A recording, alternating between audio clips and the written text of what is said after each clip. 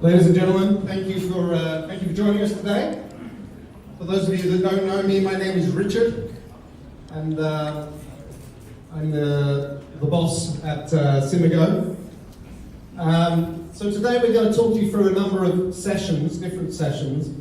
I'm going to start with the bad news and finish with the good news. So I'm going to start with some of the constraints that face marketers and companies in Vietnam at the moment. But I say that in a context of the final session, which will be looking at the opportunities and the prospects for Vietnam, which are extremely positive. So please bear in mind that the beginning session will be looking at some of the constraints that we face. The final session will be looking at some of the positive and the opportunities that we can enjoy as we all try and make our way in the Vietnamese market. In the middle of that, we're going to be looking at some online shopping trends and some e-payment trends to give you an idea of what's happening in some of that space and look at the insights around people's behavior as they shop online and as they make payments in an internet-based economy that's rapidly developing. For those of you that don't know Cimigo, I'm not really here today to market Cimigo. I'm going to say one line on it, which is Cimigo is basically here to help our clients create better opportunities and reduce risks. And we do that by understanding the consumer and being the voice of the consumer. That's it for the pitch for Cimigo. So the rest of the session is going to take you through the information as we go through. After each session, I will let you ask questions, but I'm going to ask you to wait because you're quite a large group until the end of each session to ask those questions. I do also ask that you put your phones on silent, if you don't mind, and you can always go out if you need to take an urgent call. The washroom on the logistics, just through the glass doors, you pass them near the elevators. As you go out, they're on the right-hand side. We will be having a coffee break at 10, so during that break, please take time to meet others here, introduce yourselves. There's a lot of people from different industries, a lot of people from different types of communication businesses, fast-moving consumer goods, automotive, textiles, many different industries. So it's worth introducing and listening to the perspectives of other people in the room, because there's a lot of knowledge sat there in this room. So again, my name is Richard. This is me with my lovely family. I'm surrounded by women. So I have 3 daughters and a wife at home. I also have my mother-in-law at home. My oldest daughter is now about as tall as me. So I've lived here for 21 years. I'm just approaching my 22nd year. And the advantage that gives me is I've been able to look from an outsider's point, looking in at the market and the changes in the market. So some of the things that you, if you're Vietnamese, see every day, you take as being the normal progress of the day, of the week, of the month. For me, I tend to look at them with a different pair of glasses and a different perspective as I watch how things change. If I think over that 21 years, I think I've sat through thousands and thousands of focus groups, listening to consumers, and looked at thousands and thousands of surveys, and the results from surveys looking at consumer behavior, consumer attitudes. What I'm going to talk about in this session is mostly consumer trends. Trends are long-term. These are long-term strategic implications for your planning, for your businesses, for future-proofing yourselves for what is to come. Because there is a lot of change in the marketplace. What I'm not going to be talking about is short-term fashion or fads, okay? So I'm not going to be talking about the most popular divorce and learning how much money is going to be divided between these two. For those of you who don't know, this is the Trung Nguyen couple who are going through a very public divorce and is getting a lot of airtime on social media and in the media. I'm not going to be talking about the perverts in elevators. So again, this is another topic that's taking a lot of social media presence as we look at perhaps some bad behavior and some outdated fines towards people misbehaving, as the case of Mr. Hun, I think his name was. And whilst it's wonderful, I'm not going to be talking about Vietnam's wonderful successes over the last year in football, because these are all short-term events, they're positive events in the case of this one. I'm going to be talking about the longer-term trends. Okay. So for me, for example, the current companies leveraging the fact that they're going to stop using plastic, I find it a bit of tongue-in-cheek. This was Saigon Co-op Mart maybe a week ago, putting out a press release of how they're now going to wrap their vegetables in banana leaf.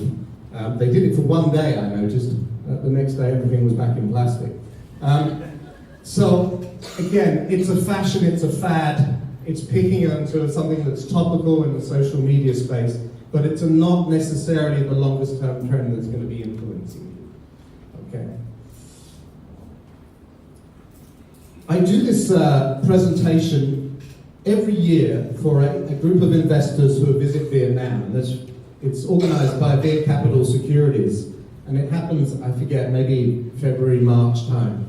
And before the last presentation, the organizers said to me, Richard, back in 2018 and 17, we've been telling all our international investors that they should invest in Vinamilk. And now we have a huge problem because over the last year, Vinamilk's share price has taken some dramatic damage. So all the investors that we've been advising, this is the securities company, are a little bit upset with us, and they're a little bit upset with Vinamilk because on the conference call about their earnings, Vinamilk haven't been able to explain why their sales are not increasing and their share price has taken a hit. There were some other, for those of you from the financial markets, there were some other things like the issuing of bonus shares in September that also hit their share price. But Vinamilk basically on its conference call for earnings basically said we have not grown in 2018.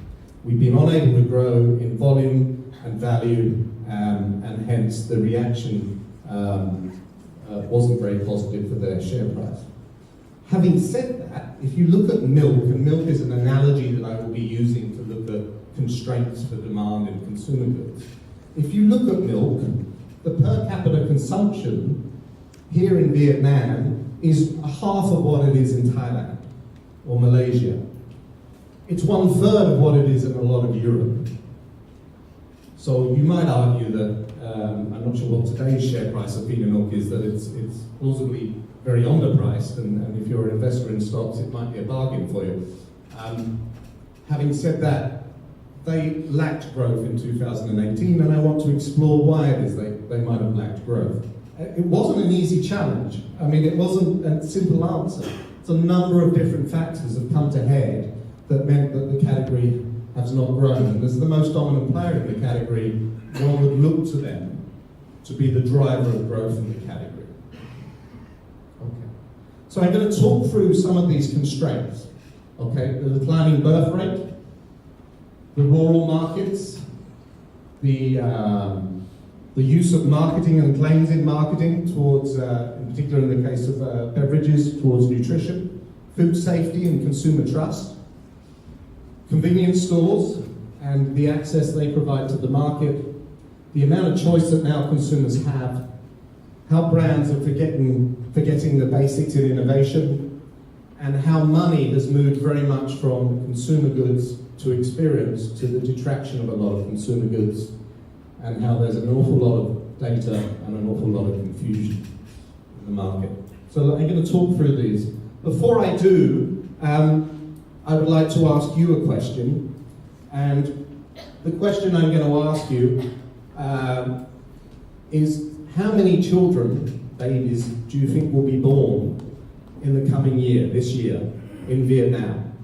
And you could just call out your answer. The person who gets the closest answer will get a prize. So, just shout it out.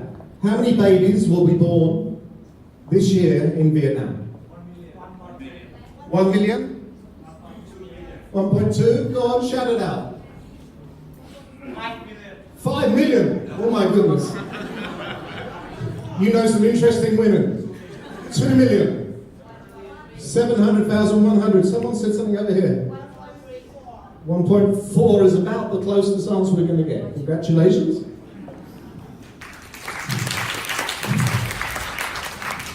So 1,425,000, sorry I lied, in 2018 new births. That's how many new babies came onto the market. And that's an impressive number by any standing, and it's an impressive number across the region. However, it's declining, and 2018 was the 5th year of decline.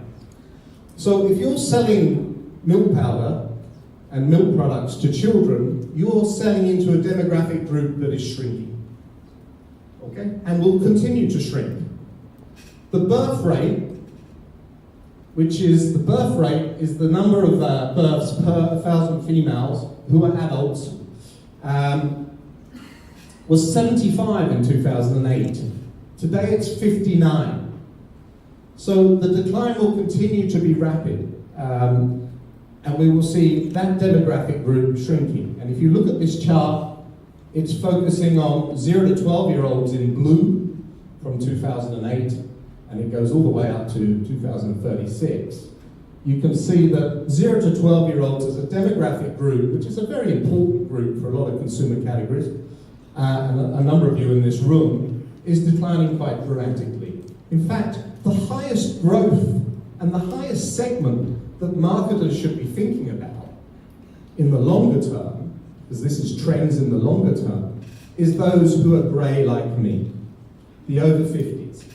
That's where the highest growth is. It's far easier to sell into a segment that is growing than one that is declining. Much, much easier.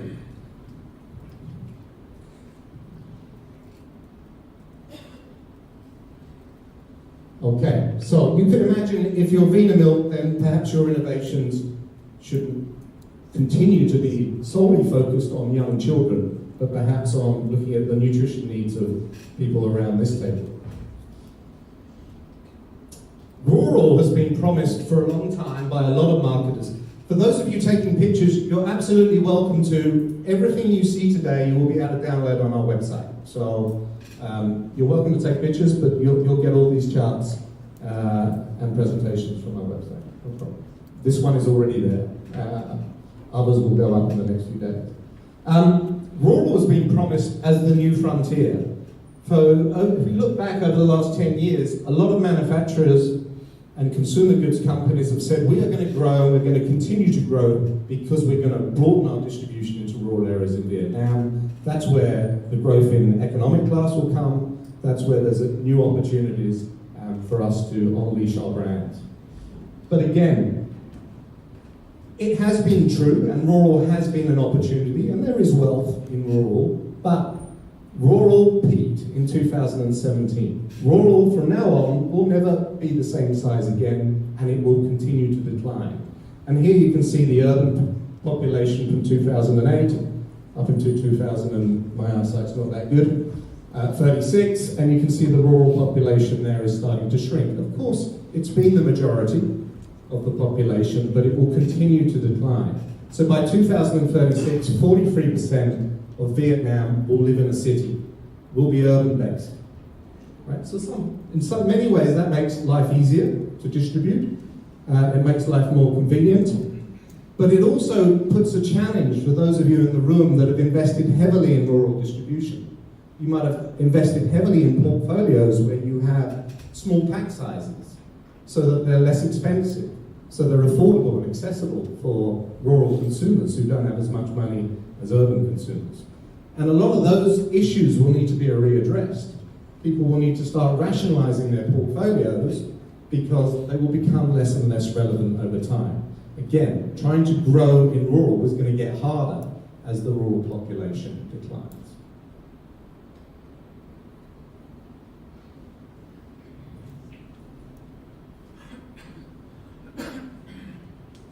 This chart shows you the volume consumption from a 6-year-old to a 45-year-old. So if all the consumption of milk is 100%, that shows you the allocation of that consumption by age.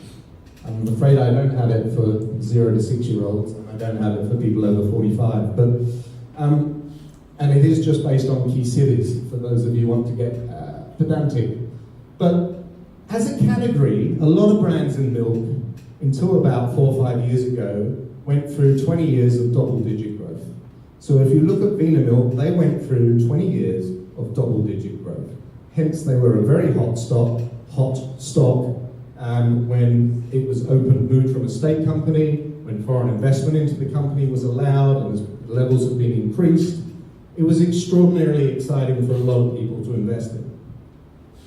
However, this is a cliff in terms of the volume contribution, in that all that time that Vinamilk as a leader in the category has had to develop propositions that will keep people drinking beyond their teens and keep the volume of consumption into adults and later life is now a missed opportunity.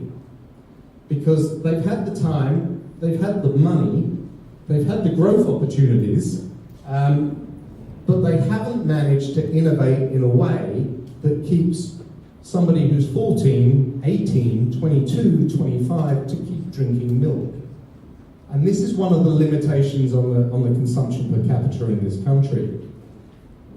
The arrow there is the size, if you like, of the missed opportunity.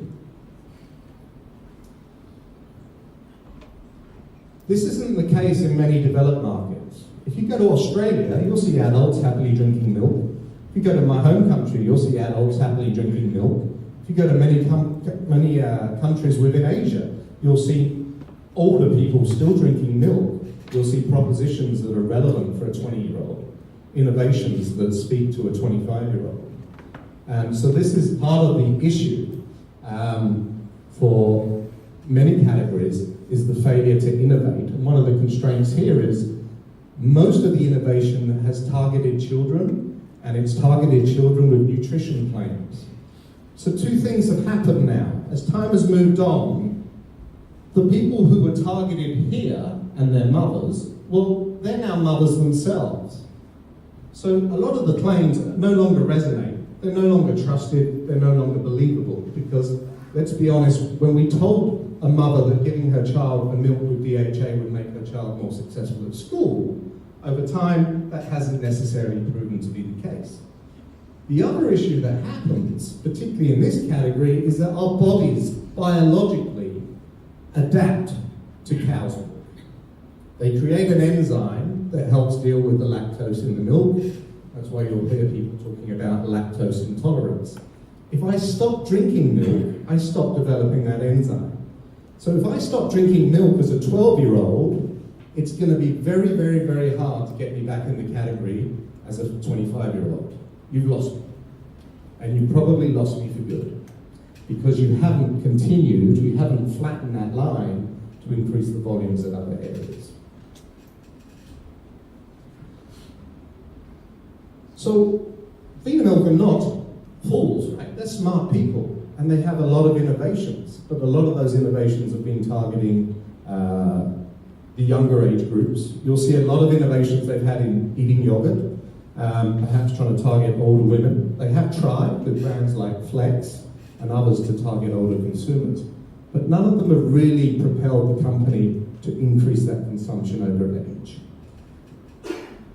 The other issue that a company like Vinamilk has, and many of you in the room, is that your spend over the last 5 years have shifted in communications and advertising heavily from brand building communications to tactical sales oriented communications. So in most consumer goods categories, you would expect there to be something like a divider ratio between strategic brand building and activation sales, much more tactical work driving short-term sales. 60% to the brand, 40% to tactical. It changes. If you're a bank, it's going to be slightly different. It changes by category. But as a rule of thumb, as a heuristic, that's roughly the approach. That pendulum has swung rapidly.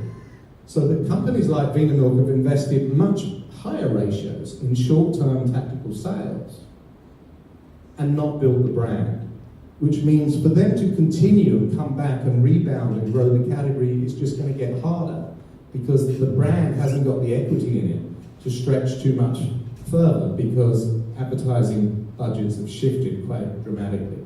I'll talk a little bit more about that shortly. Food safety. So there are so many examples that you could come up with food safety. If you want a lot of examples, there's a link on the presentation to this article from Burrage, which is a very good synopsis of a lot of the consumer concerns and a lot of the food scares that have happened here in Vietnam. I'm not talking about our northern neighbour, China. I'm talking about issues that are particular to food manufacturing, food origins here in Vietnam. And, you know, it's a debate that's even talked about at the National Assembly level because it's impacting Vietnam's ability to export. There's issues right now with export of a lot of produce to European markets because Europe is pushing back against some of the standards that are not being met in Vietnam across quite a few rather important agricultural commodities. So it's a real challenge and it's a real issue for consumers.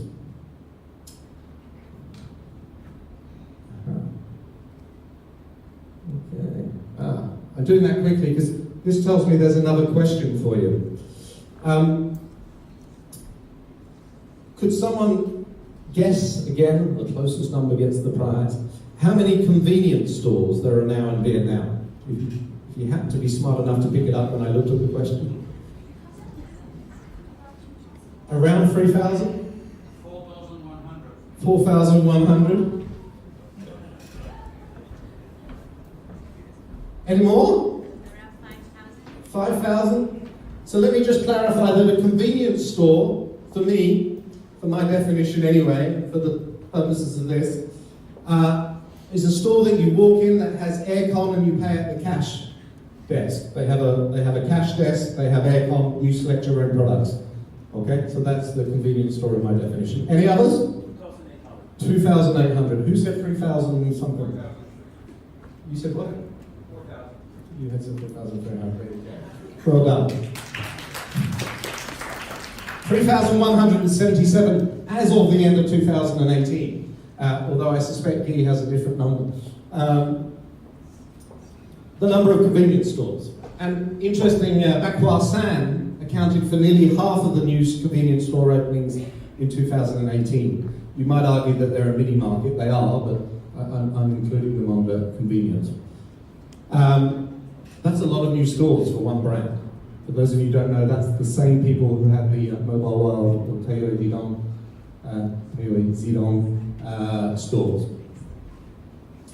So, also interestingly, for those of you who don't aware, none of the convenience store brands that you shop in make a profit.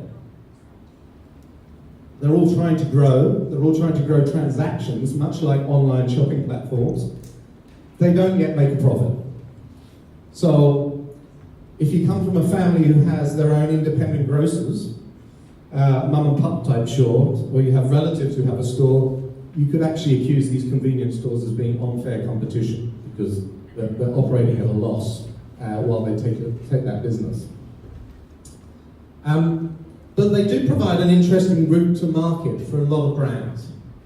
A lot of brands who don't want to come into the market and develop their own sales force, build relationships with distributors and wholesalers, they do allow access to a market for a lot of people who are willing to pay them to list. Of course, they have to perform in those brands, but they are providing a new distribution channel that can be quite interesting for somebody who wants to test the market. So I'll just show you what this is telling us. This grey line through the middle is telling us there were 1,800 convenience stores in 2015. Now we've got just over 3,000. So you can see quite seriously the growth there. It's also showing you the contribution of retail sales from the traditional trade. Traditional trade being a wet market, a mum and pop store. So as its contribution, the traditional trade remains extraordinarily important at nearly 80% of all grocery sales. Modern trade accounting for 19%, but not necessarily moved that dramatically. If I look at the same number in 2006, it was 15% of all sales. So modern trade hasn't developed at necessarily the pace that a lot of people think it has or would have hoped that it And then we have just edging in there, starting in 2015, e-commerce reaching nearly 2% of all retail sales last year. We'll talk more about that as we go through this session. The point that I want to make is that these stores and online platforms are providing a new form of access to the market, and they are increasing the brand choice and the ease of access to foreign brands. Foreign and local, but particularly for foreign brands as they look at the market. And that means the cost of entry is no longer what it was, because back here, it would be pretty hard, even back here for me, to justify investing in the market of Vietnam with a consumer good without investing in a distribution and a sales force to tackle the traditional trade. It's getting easier for me to say, well, actually, I can play at a certain tier of the market, and I can play in modern convenience, and I can play in online platforms. Maybe I don't need to invest in the headaches and the logistics around dealing with the traditional trade if I'm more patient. This is a Bacrois Sound store, so this is their mini market. So they've now got, I forget how many outlets, I think they've got just over 400 outlets in total, maybe a bit more by now. So they're opening very rapidly, but they still don't make money. So they're not at the point where they can make those stores profitable. They're learning, they're trying, but they still have a way to go. And this takes me to the next issue, which is choice. So I'm showing you a comparison of 2004 and 2018. You may say, why 2004? Just because I had a list of all the brands in 2004 that were available in the market, frankly. But any beverage, whether you're milk or a tea or a fizzy drink, you're competing for share of throat. So you're competing across beverages. In 2004, there were 205 brands available that had no alcohol in a packaged format. Now, in 2018, there were 248. Just brands. I'm not talking about all the different variants of brands. I'm not talking about all the different packaging types and sizes of brands, just purely brands. And you can see, if I look at milk, it went from, if I went milk formula 32 to 39, soy milk 7 to 13, sports drinks 0 to 9, nut milks or grain milks 3 to 14, and so on. I'll let you read those if you need. If I look at ready to drink milk, it went from 32 to 39 brands. As of last year, there were 74 variants of ready-to-drink milk. And still with variants, I'm not talking about pack types and pack sizes. So all you have to do is next time you walk into a convenience store or a supermarket, there's a Circle K about 3 doors down. Just look at the fridge and the drinks available. The choice is overwhelming. And empirically, I promise you that if I put 6 choices in front of you, or I put 20 choices in front of you, I will sell more if I only show you 6. It's behavioral economics at its best. If I overwhelm you with choice, a lot of you will give up. It's been proven time and time again. And now the choice is just becomes so overwhelming, the claims have become so overwhelming that consumers just think it's bullshit. It becomes hard to believe all the claims that all these brands are making. It becomes hard to select, other than being on automatic. That's a brand I recognize, I'll take that. The choice paradox is we're giving people too much choice. And it is not good for sales. And for retailers, it's awful. Try and convince Saigon Co-op of that, but it's awful giving too much choice. It has a counter effect. Okay, so that's just yogurt, right? So, I mean, if you walk up to that shelf, does that entice you to say, well, I want to select the third one from the right? Possibly not. It's just become overwhelming, same, too much choice. When I entered this market, you could almost, which was in 1997, right? You could almost help brands enter the market, and provided they had a good product, a reasonable price point, and they were going to have the distribution, their marketing didn't need to be that great. They could succeed. And they certainly didn't need to think about different segments. Now, today, the market is so saturated across, I'm just using milk or yogurt as an example. It could be tea, it could be noodles, it could be fish sauce. It really doesn't matter. There's so much choice that to innovate becomes so much harder, to market effectively becomes so much harder. The need for segmentation and really understanding particular audiences as to what's going to motivate them has become so much more important. Consumer sophistication is much harder. The consumer is far less naive. They are bored of the claims that consumer goods will make to them, and they are distrusting generally of food and generally of manufacturers. That's for fizzy drinks. In the last 5 years, we've seen a 20% shift of the money, the discretionary money that consumers have in their pocket and how they're going to spend it. So what I mean by discretionary is after they've paid everything they need to pay, the kids' education, the house, healthcare, food, basics, then with the money that I've got left over, how is that going to be spent? Well, it's changed, and it's changed to the detriment of consumer goods. So if we go back, people would be back in time, those sort of over 45 today, people like me, old, longer term planning, work hard before I enjoy it.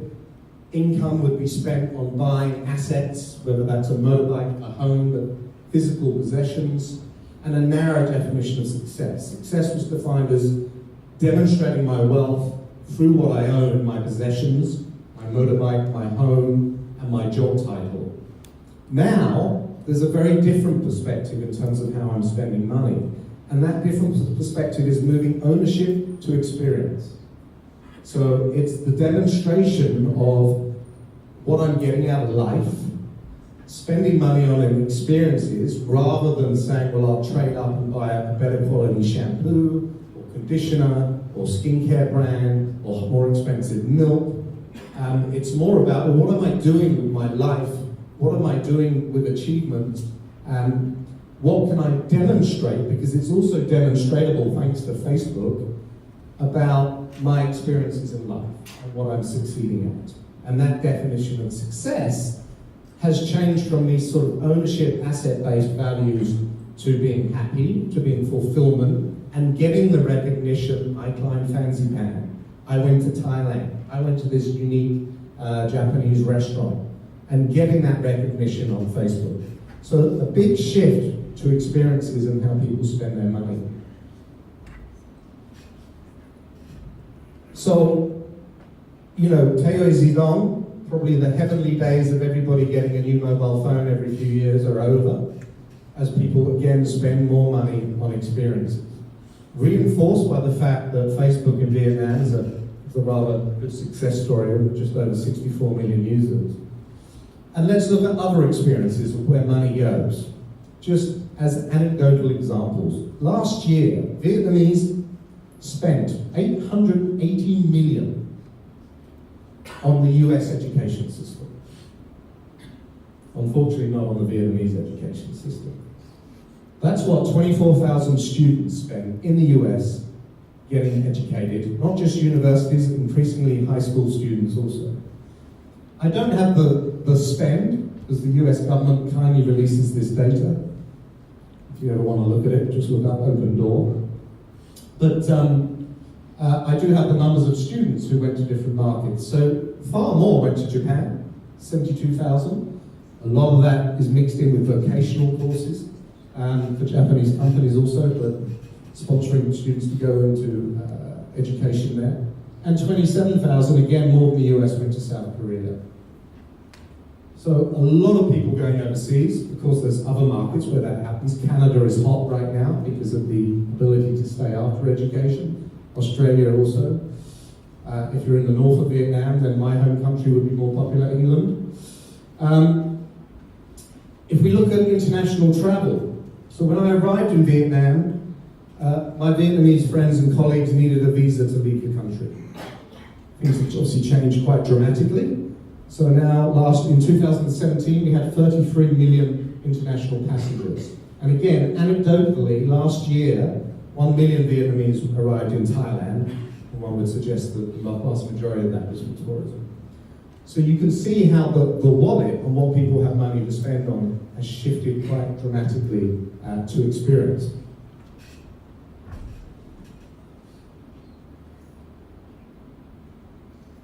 More data. So this is a bugbear if you've had your career in my industry. There's an awful lot of data that people have, and a lot of it's disparate, i.e. not well connected, and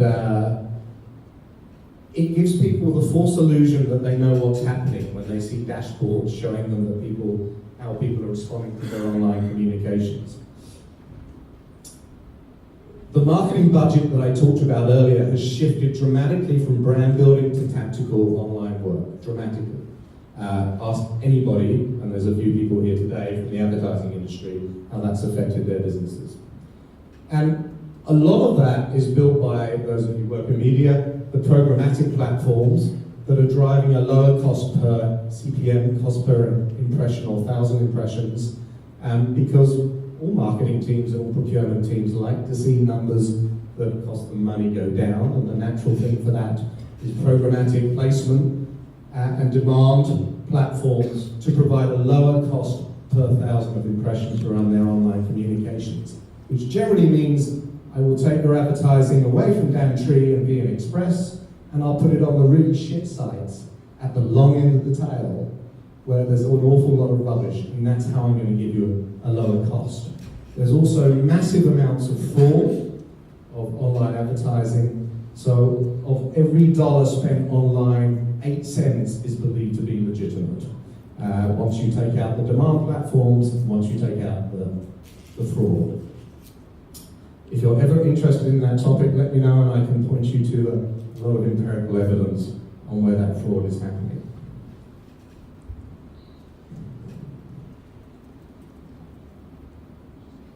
So, to wrap up, the constraints that have faced Vina Milk.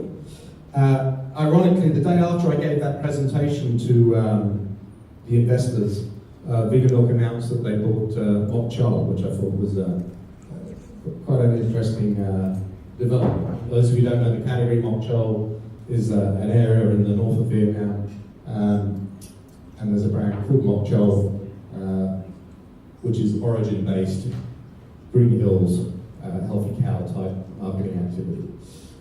So the constraints, less children, and that will continue. Failure to innovate beyond 12 years in that particular category. The decline in rural, the shift of money to experiences has been dramatic. Shattered trust, so it doesn't matter whether you're Nestle or Unilever or you're a local company, there's still shattered trust and disbelief in your manufacturing and in the claims that you make. I urge you to read that BN Express, that Toy Chair article, if you really want to know the deluge of examples where trust has been shattered. Market access, so market access to new brands. The choice paradox, just this idea of saturation and overwhelming choice. And the shift in the pendulum from brand building marketing efforts to sales activation. Nothing wrong with activating sales. There needs to be a good mix. It's just that the pendulum has perhaps shifted a little bit too far, and we're starting to see it shift back in more developed markets, and I'm sure ultimately there'll be a cycle and it will shift back here too, but it will take a while to happen. So, that is my final slide for this session. Happy to take any questions before I introduce the next session. Any questions? I have a question. Please. On the constraints, I mean, I see that Vina Milk really doesn't have their own bubble tea or something, so they are not going to become about 12 here. But where's the constraint on price? Because ready-to-drink milk price, from my feeling, didn't go down, even there's so much market pressure. It's still a very expensive commodity to buy. Yeah, interesting. I think, and I haven't looked at it specifically recently, I think the issue is that the price has not increased for a long time. So if you look at ready to drink, most of the brands have not increase price. They have been historically under government pressure not to increase prices, because if you think back in time to certainly when I arrived, Vina Milk's mandate as a state company was to provide affordable nutrition and hence have nationwide distribution and provide it at a price that was accessible. But in the last 3-4 years, I haven't seen huge price increases in that category. And I would say that's part of the issue. So much competition, fierce price competition. Who's willing to innovate and shift prices for new innovations that might be relevant for a 27-year-old? So powder might be slightly different, but certainly in the liquid category, the prices remain incredibly low. Please. Rishi, you mentioned about rapid growth in modern trade, convenience stores. What's going on the traditional trade side? Because on one hand, the brands are able to find an alternate route to market modern trade. Traditional trade gets competition from them. Who's making money or not making money? What's going on? Sure. Okay. So the question, if you didn't hear it over this side of the room, modern trade's increasing, it's providing new access points. What the hell's happening to traditional trade? There's still just under 1.5 million mum and pop shops. And the numbers haven't shifted dramatically. Mum and pop shops can make money because most of them are family-run businesses run from the downstairs where living accommodation is upstairs. And if you even look at pricing, the price you'll pay at Circle K is not cheaper than you will find if you turn right instead of left and go to the mum and pop shop. So they don't have the rents that the convenience stores have.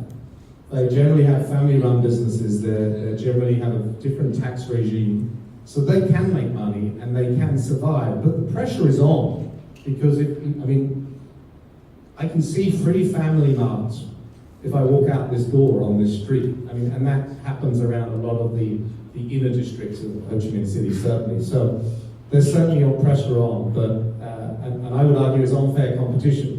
But they're still there. They're still contributing nearly 80% of all grocery sales. So they remain important. My belief is that, and I'll talk about it later, is that they will remain. It's modern trade that will fail. Online, traditional trade will be the ultimate long-term winners, and the modern trade will never develop, in my mind. And a lot of people will have a very different opinion than me, like it has, say, in Malaysia or Singapore or Thailand. It'll be a different story. One more question before we move on. Anyone else? Yes, please. I have a question about the rural declining. Is that because of urbanization of the government that I invest more in moving, or because of immigration? So most of it's urban migration. You're right. Hanoi redefines its boundaries, takes on more rural districts. That's a part of it, but most of it is urban migration. So it's the movement of agricultural labor into blue-collar labor, which you can argue is from many different angles, but it may be a positive thing, and I'll talk about that later for the economy. More stable income, less seasonal incomes, more stable. But it's certainly a movement from agriculture to factory-based blue-collar employment. So a lot of it's urban migration, not just rezoning.